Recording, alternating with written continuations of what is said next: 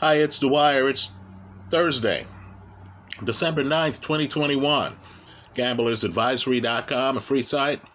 BettingAngle.us, a free site. Anthony Yarde delivered for us in the rematch. He revenged his earlier loss to Lyndon Arthur, did so by stoppage. Folks, this is a very important fight, right? As we saw from this fight, history doesn't always repeat itself. But if you're into predicting fights, understand sometimes it rhymes, style-wise. You want to look at this fight? If I'm Tyron Woodley, before my rematch against Jake Paul, I need to study this fight. Let's talk about why Anthony Yarde won. Let's focus on Lyndon Arthur. Arthur is a sharpshooter. Even now, he's a better boxer than Anthony Yarde from distance. Had a boxing match broken out, I would expect Arthur to repeat his earlier win. His jab is phenomenal, right? He's accurate with it. He uses the jab to set up other punches.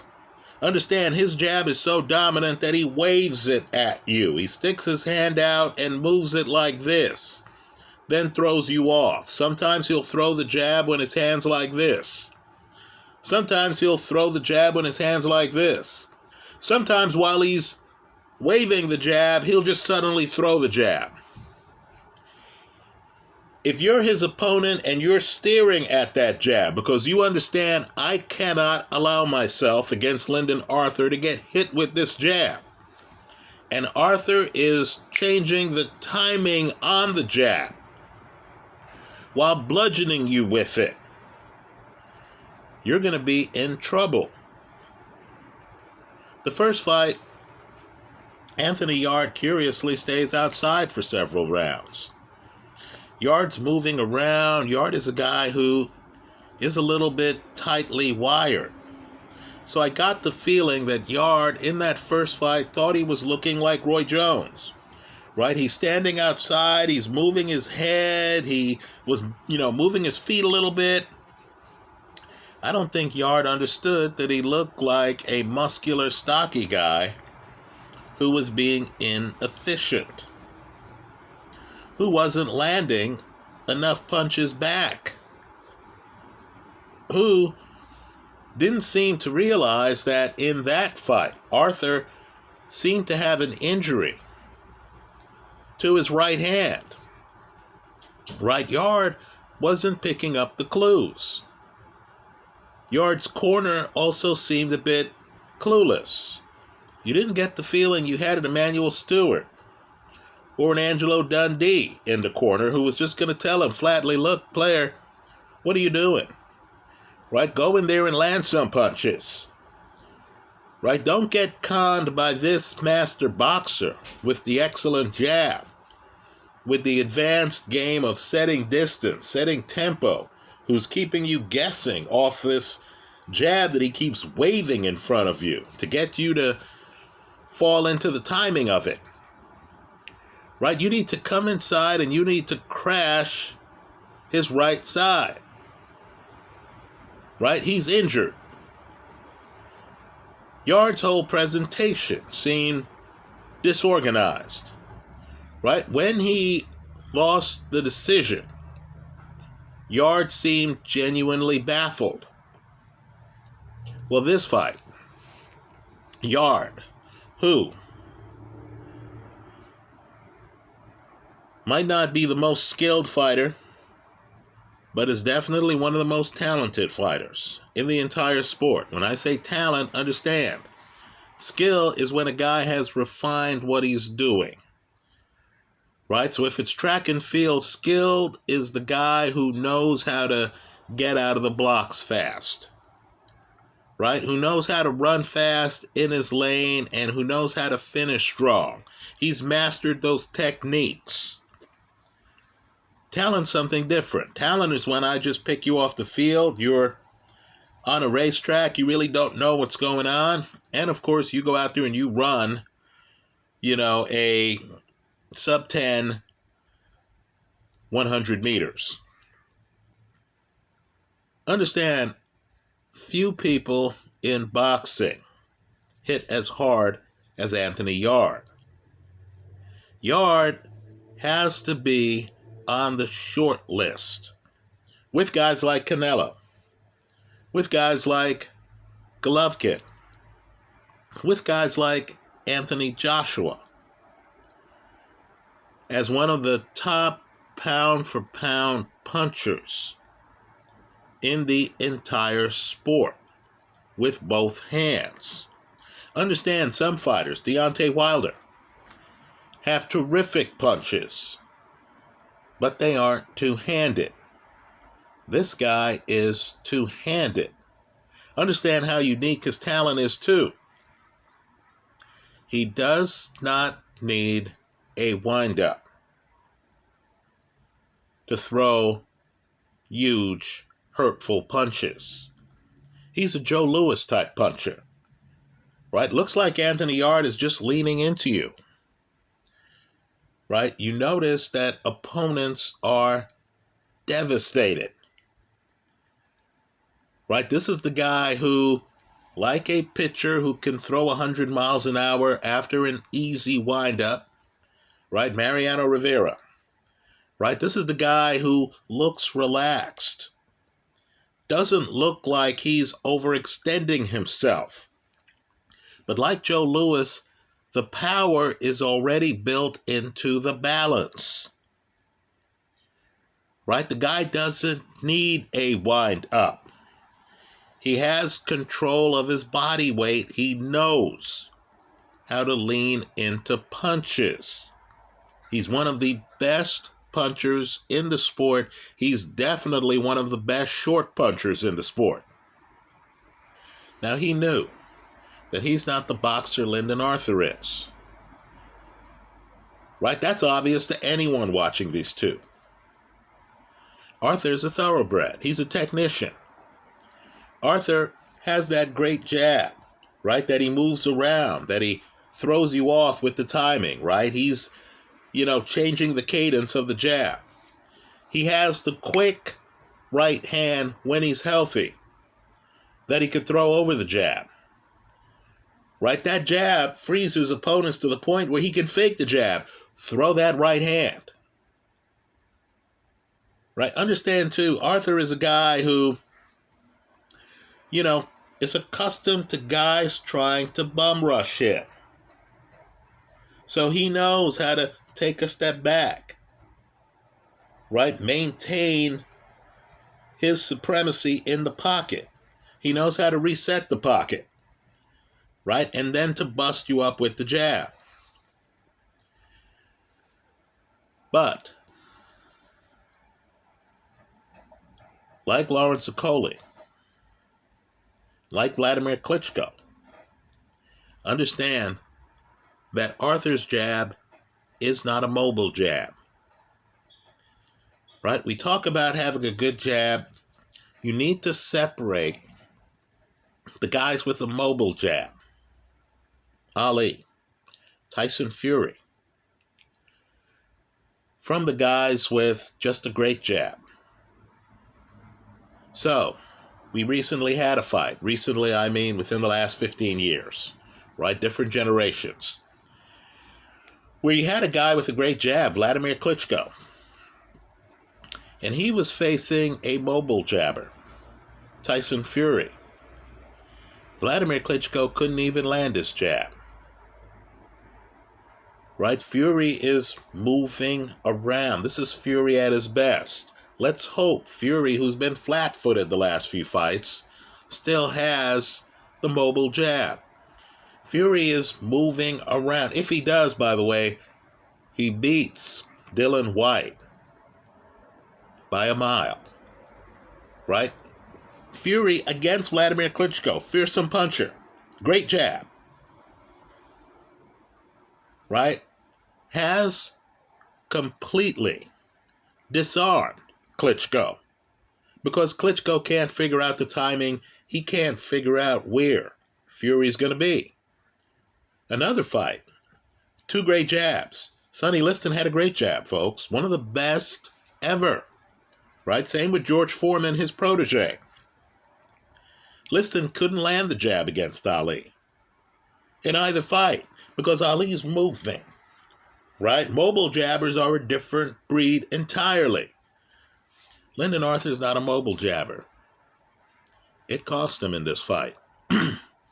Anthony Yarde, who is talent along the learning curve, right? Be very afraid if Anthony Yarde figures out the sport. Well, what Yarde figured out is that he couldn't box with Lyndon Arthur.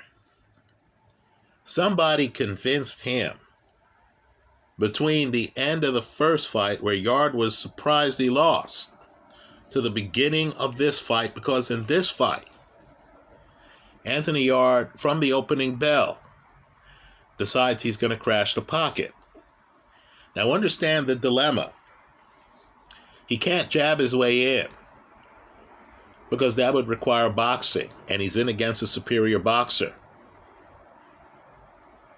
Right? Understand, he can't box at all outside because he's in against one of the best jabs in boxing. If he gives Arthur a target, Arthur is going to hit it. So what Anthony Yarde does, and he's a little bit shorter than Arthur, right? Sometimes height is an advantage, sometimes being shorter is an advantage. What Anthony Yarde does, and he's an excellent athlete, he might be hardwired, but he's an excellent athlete, is Yarde looks at Arthur's jab and just decides to walk into the pocket. I'm not kidding. He's not throwing punches. Right? He doesn't want a boxing match to break out. He walks into the pocket and then he starts wrestling with Lyndon Arthur. Right? Yarde has the stronger core. Yarde has great shoulders that can frame Lyndon Arthur. Right? Arthur, not a mobile jabber. So Arthur is there in the pocket. He's not moving away. This isn't Anthony Yarde looking at Ali bounce around the ring and, he's like, oh, gee, what am I doing? This isn't Felix Trinidad looking at Oscar De La Hoya the last 3 rounds, bounce around the ring and be unable to do anything about it. Right? 3 controversial rounds because they cost De La Hoya the fight. People thought De La Hoya was running. Right? They never heard of dancing and boxing. Well, anyway, here you have Yarde who just walks into the pocket, and then he brilliantly does enough inside in terms of keeping a hand free, punching Arthur deep in the pocket. He does enough where the ref doesn't feel the need to break them. Right? If Yarde just comes in the pocket and is just leaning and trying to bully Arthur, the ref would come and break the guys. No, Yarde makes certain. Hold on. Amazon, cancel alarm. No, Yarde in the pocket. Give me 1 second. Hey, Google, cancel alarm. Obviously, I have too many electronic devices. Anyway, look. What Yarde does in the pocket is Yarde ties up. You see him consciously doing this. He tries to tie up one of Arthur's hands. Right? This is a smothering. This is a mugging. He tries to tie up one of Arthur's hands. He makes sure one of his hands is far apart from the other hand, so Arthur can't clinch him. And then Yarde, who's a Joe Louis type puncher, who can hit you hard with very short punches. All he has to do is lean into you with the punch. Yarde is landing several hard shots deep in the pocket. Because there's not a lot of wind-up, you have to look at Lyndon Arthur's reaction. And Arthur has a poker face. You have to look at Lyndon Arthur's reaction to figure out how hard he's getting hit. Folks, this is a crash the pocket, fight inside, smother fight. Right? It is excellent footage. If you're figuring out styles, understand the job Anthony Yarde did in this fight is a masterpiece. He's not the boxer Lyndon Arthur is, but he's the better puncher. He's the better short puncher. To neutralize the boxing, he smothers Arthur. He gets inside Arthur's jab. He doesn't have to worry about Arthur's feints as long as he's grappling with Arthur deep in the pocket. And, of course, he knows how to grapple, where the ref is going to see a hand free and is not going to try to break them up. Right? I believe this was the fight that Joseph Parker wanted to fight against Anthony Joshua the first time, right? Well, their only time they met. And there the referee would not allow the grappling deep in the pocket. That was a tragedy, right? Because Joshua is a blessed puncher. But there's an open question on whether Joshua can fight with the guy grappling with him deep in the pocket, right? Because Joshua needs a little bit of space to operate. So too did Lyndon Arthur. Right? Arthur couldn't throw the jab because Yarde would get inside of the jab. Right? And Yarde was committed to roughing up Arthur's body. So you know, Arthur was very proud of beating Yarde. Arthur was an unbeaten fighter. But you knew that he had taken some big shots. So when he gets dropped and he looks at the referee, you got the feeling that he knew it was over, that he could have beaten the count. As it was, I thought he beat the count, right? He gets up late in the count at like the count of 9. But you sensed he didn't want to continue. Referee waves it off. Arthur has no complaints, right? Because he had no answers to Anthony Yarde deep in the pocket. Let me say this. I believe Yarde has a real shot on Arthur Beterbiev. I have no doubt, I'll have no hesitation in taking Yarde against the other jabber he lost to, Sergey Kovalev, right? If they have a rematch. In that fight, Yarde is outside getting bludgeoned by a jab, just like he was in the first Lyndon Arthur fight. But in that fight, Yarde didn't seem to realize that he could get inside. It's clear he and his team worked on getting inside, crashing the pocket, making the fight a short-range fight, right? It's as if he called up Errol Spence and said, "Player, what am I doing wrong?" And Spence gave him a dissertation over the phone. Right? This is a short-range crash-the-pocket fight. And understand, Yarde, Spence is a blessed puncher, but understand, Yarde throws shorter punches than most. His balance, his strong core, the fact that some opponents are going to be taller than him, give him a distinct advantage deep in the pocket. Let me also say this, and this has to be said, right? Brian Campbell of CBS Sports does an excellent pound-for-pound list, right? Excellent pound-for-pound list of the top 10 in boxing, and he includes heavyweights. So in his top 10 pound-for-pound list, again, his name's Brian Campbell, he has people like Fury. He has people like Usyk on the list, One of the names he doesn't have on the list, who to me is the best in his division, the light heavyweight division, is a guy who would make a remarkable opponent against Anthony Yarde, right? And that's Dimitri Bivol. Understand, Bivol won't allow a pocket to form if he's facing an opponent trying to crash the pocket like Anthony Yarde. That would be a fascinating fight, right? I believe Bivol beats Yarde simply because Bivol is talented, but he's also highly skilled. Yarde looks like he's still figuring things out. I believe if you're fighting Yarde, if you can get some distance between you and he by using movement, and Bivol's an excellent mover when he needs to be, right? I believe lateral movement could stop Anthony Yarde if you're skilled enough to have room to laterally move,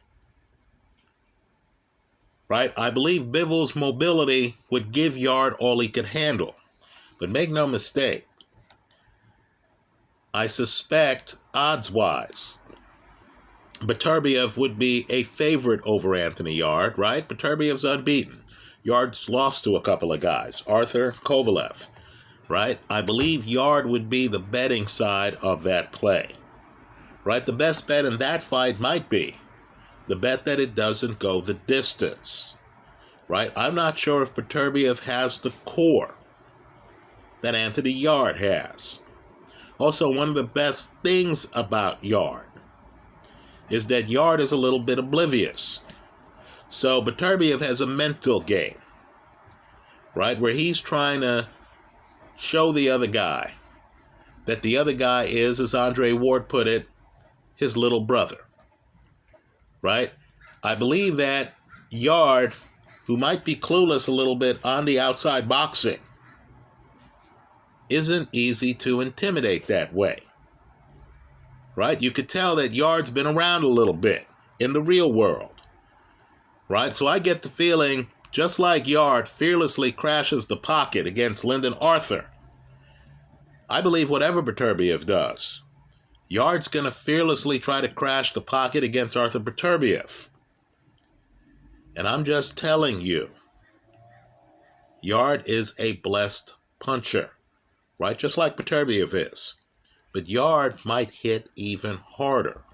And Yarde, body-wise, his core, is a very strong guy, right? You could tell that Lyndon Arthur couldn't grab him and just move him or spin him,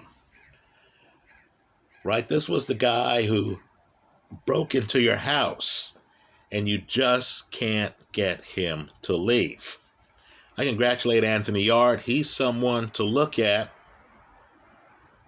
right? I would certainly take Yarde over Kovalev in a rematch. Quite frankly, Yarde would be the guy I bet on to beat Arthur Beterbiev, and I would expect a stoppage in that fight. I'll concede I'd take Dimitri Bivol over him. If I'm Tyron Woodley, right, and that's a major development. Jake Paul moving away from Tommy Fury, who drops out of the fight, to Tyron Woodley in a rematch, just like this was a rematch. If I'm Tyron Woodley, who knows he knocked down Jake Paul in that first fight but wasn't credited with it, this is the fight I look at. Understand, Woodley, of course, his background is wrestling, right? I would try to come in and grapple with Jake Paul the same way the same way Anthony Yarde just did. This would be my blueprint fight. That's how I see it. Let me hear from you. I hope you leave your comments in the comment section of this video. Thanks for stopping by.